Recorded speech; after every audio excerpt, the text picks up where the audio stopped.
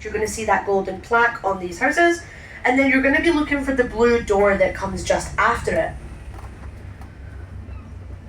So the blue door is the entryway to the Georgian house, and the Georgian house is a restored and preserved townhouse here in the new town, where you can go and visit and learn what it would have been like to live and work here in the Georgian new town. My friend Camilla, she volunteers in there and she makes all the costumes for the people that do their bit on the inside. It's very nice inside. Also here in Charlotte Square we have number 6. Now number 6 is Bute House. It's where the First Minister for Scotland has his residency, which is John Swinney at the moment. Now he doesn't live here full time, he actually lives up in Perthshire in the north of Scotland.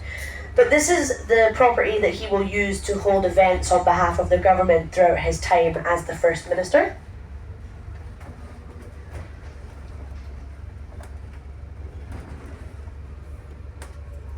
If you keep looking to your left as we come down towards the traffic lights, you're going to be looking on the corner of this street for a monument that sort of resembles the Scott Monument. Now, this monument here is the only one in Edinburgh dedicated to a woman who isn't royal.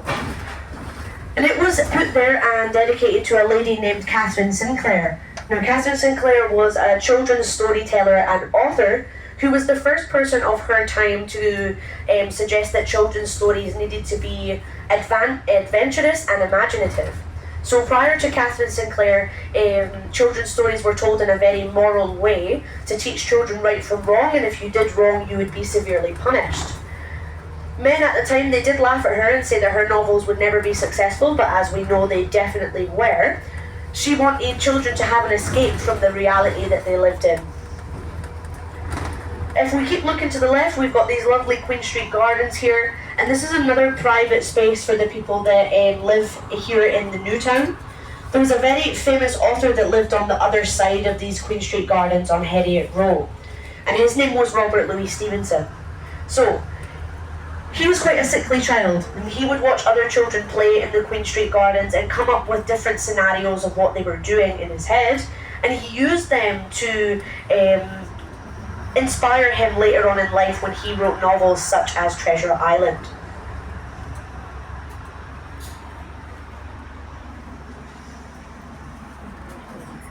Just down there, yeah, that is an area of Edinburgh called Stockbridge. It used to be a separate city entirely, we're now joined. And Stockbridge is really, really popular on a Saturday and Sunday morning. They've got lovely markets down there that you can visit, as well as antique shops and other nice places for you to go and eat. Now, as we come up Frederick Street, if you look directly in front of us, we have a statue coming up.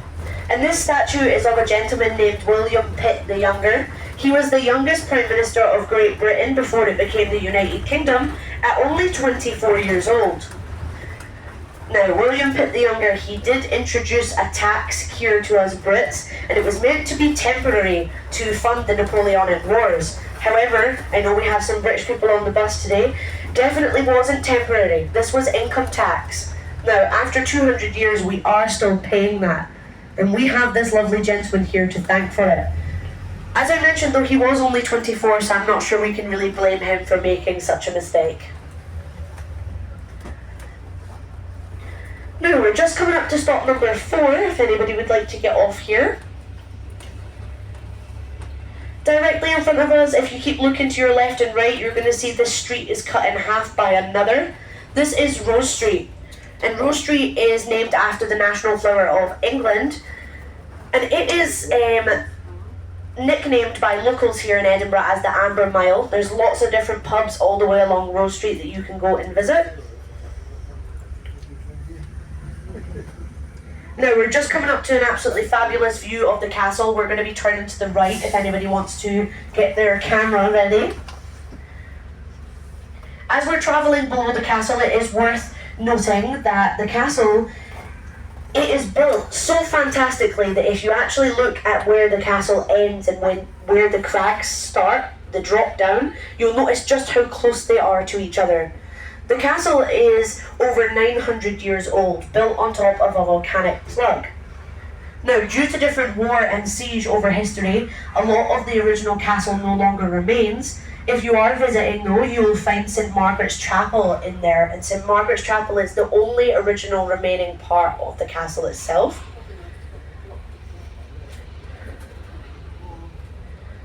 So, this big green space that we're looking at in front of us, Princess Street Gardens, this is a valley, and a valley was created here over millions of years of big ice glaciers coming and bashing up against that volcanic rock. The area itself was pretty famous here in Edinburgh. It actually was flooded as a defence technique for this side of the castle, and it got Edinburgh one of its old names. Does anybody know what that is?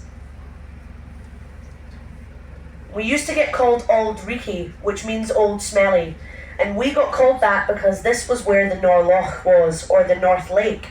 As I said, it was flooded on purpose, and over many years it became a very stagnant and disgusting area here in Edinburgh, collecting lots of garbage and sewage. It was also used for the witch trials here in Edinburgh. There were events known as witch dunkings that happened down here on the left. And witch dunkings were when people who had been accused of witchcraft in this city would be trialled, and their trial was to be dunked in the Norloch. Now, your toes would be tied to your thumbs, and your wrists would be tied to your ankles, and you would be chucked in there. If you drowned, congratulations, you were innocent, and your family could rest peacefully. However, if you did float, now that wasn't very uncommon. As I mentioned, ladies throughout history had very long skirts. So when chucked here in the Norloch, those skirts almost created an air pocket underneath them. So many times the ladies, they did float. After a couple of hours of floating, you would be dragged out again, and you would be taken up to the lawn market and burned at the stake. Congratulations though, if you were burned at the stake, you were also innocent. So your family could rest peacefully after that also. When they drained the Norloch, they found over 64 bodies of different men and women that had been accused of witchcraft here in Edinburgh City.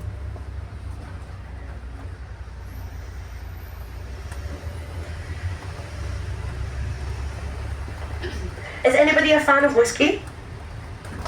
No? You look like a distinguished gentleman, sir. I thought you would be a fan of whiskey.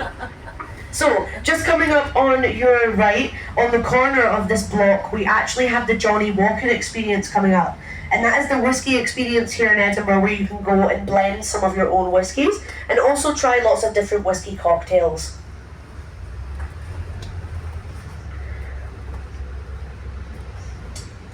As we turn now onto Lothian Road, we will be approaching stop number 5 if anybody would like to get off here.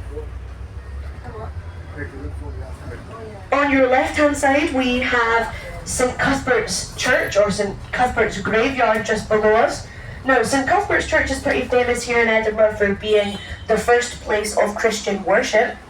A very famous crime novelist, Agatha Christie, actually had her second marriage here in St Cuthbert's. She was not allowed to get married again for a second time in England yet. It hadn't been approved, so she did have to come up here to Scotland.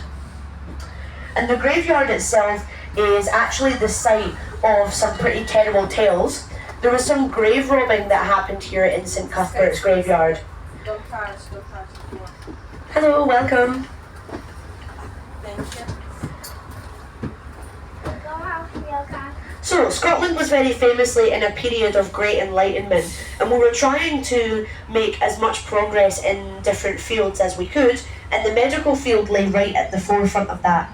However, we were not making as much progress as we wanted to, because the medical college here in Edinburgh was only given one body a year to practice on. Now, this was not enough. So, people started going into graveyards such as St Cuthbert's and acquiring bodies there by stealing them. Now, they would wheel you all the way up Lothian Road in front of us and sell your body to the medical college for as much as £7. So if you look to your left at the moment, you can see this big stone turret on the corner of the graveyard. This was actually a watchtower funded by the rich people here in Edinburgh, so that a gunman could be there 24/7 to protect their loved ones. It was not illegal to take people's bodies. It was illegal to take their belongings, so they would be left there in the grave. But your body, it technically didn't belong to anybody. So, you were free to take it, technically. However, it was morally wrong, which is why they put that gunman there.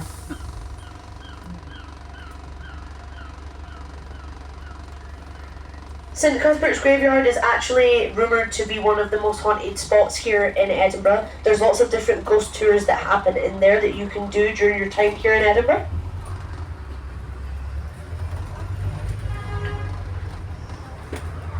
Now, as we come up Lothian Road, we are entering the banking district and the theatre district here in Edinburgh. The banking district is on your right hand side, and we're just about to see three very lovely theatres on your left.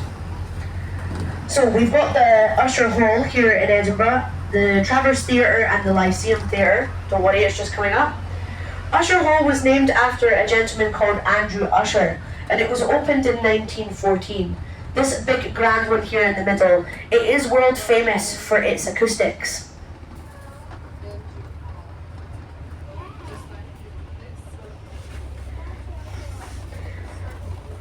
If anybody didn't know, we are having the International Fringe Festival here in Edinburgh at the minute. So in Edinburgh in August it's very, very busy. It's the largest arts and comedy festival anywhere in the world.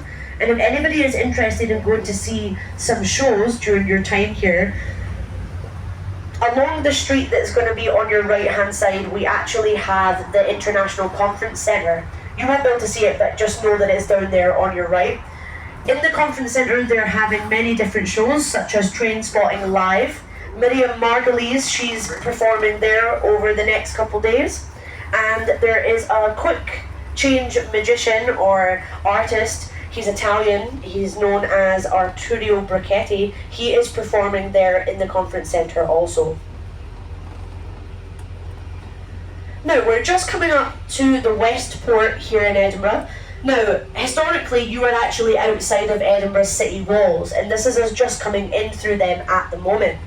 Edinburgh was protected by a large wall called the Flodden Wall, and there was 6 different gates to exit and access Edinburgh through. And this was the west one.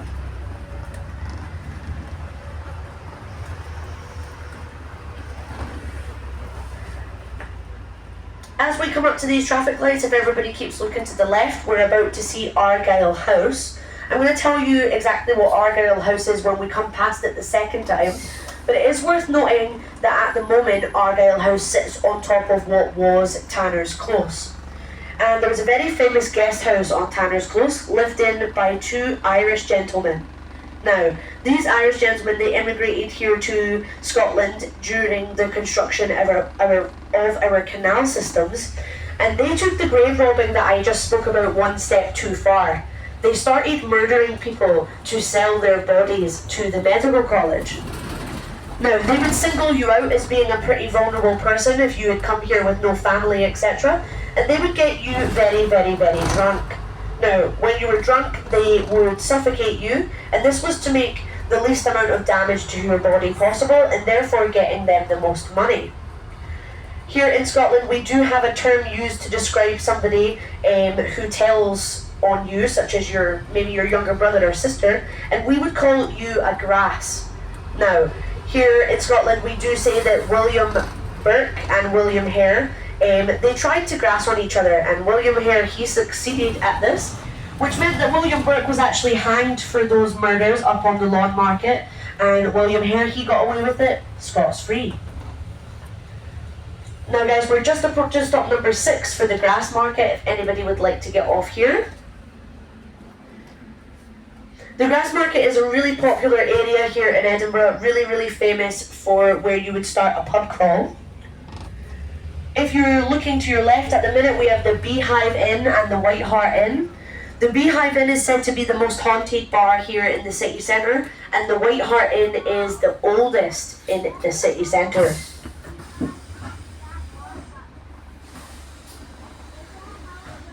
So historically, the Grass Market is very famous for being where we held our public executions.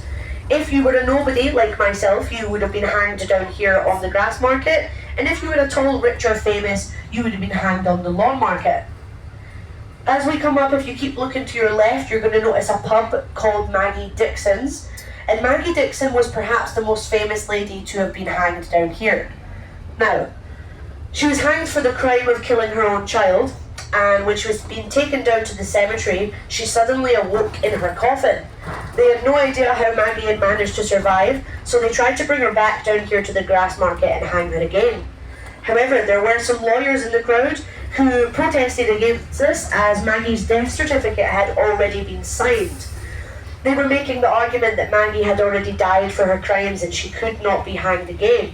So Maggie did get to live the rest of her life quite happily. She got a nickname for herself as Half Hang It Maggie. Now, as we're coming up Candlemaker Row, we're coming up to my favourite statue here in Edinburgh. It's going to be on your left-hand side, just below bus level, okay? So you're going to have to look down to the left. And there is a statue coming up of a dog. And it's a wee doggy. His name was Greyfriars Bobby. And he was the companion of a police officer here in Edinburgh. They patrolled the streets together, and when his master passed away, Bobby lay on his master's grave for 14 years. He only ever left graveside when the 1 o'clock cannon went off, and this signalled to Bobby that locals were going to feed him. Now, Bobby is such a great example of loyalty that even Walt Disney made a movie about him.